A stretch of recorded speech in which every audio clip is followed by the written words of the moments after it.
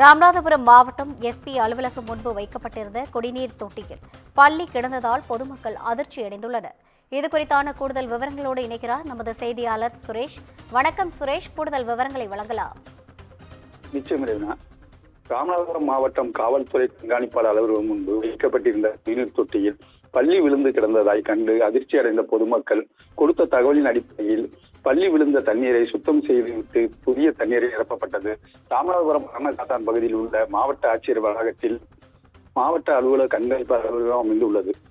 மாவட்ட அலுவலகம் கண்காணிப்பாளர் அலுவலகத்தில் புதன்கிழமை தோறும் மக்கள் குறைதீர்க்கும் கூட்டம் மற்றும் பொதுமக்கள் தினசரி மாவட்ட கண்காணிப்பாளரை சந்தித்து புகார் மனு அளித்து வருவது ராமநாதபுரம் மாவட்டத்தில் வழக்கமாக ஒன்று நடைபெற்றிருந்தது. இதன் அருகில் 3 தண்ணீர் தொட்டிகள் நிரப்பப்பட்ட தண்ணீரில் பட்டணக்காத்தான் முதன்மை ஊராட்சி சார்பில் பராமரித்து வந்தது.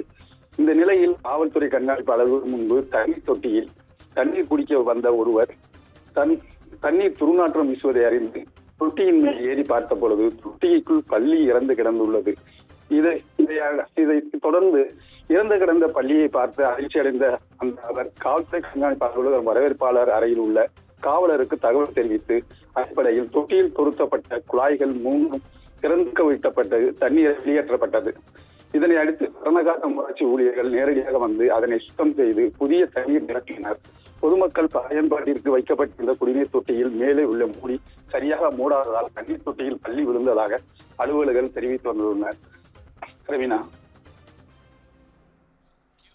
கூடுதல் விவரங்களை வழங்கியமைக்காக நன்றி சுரேஷ்.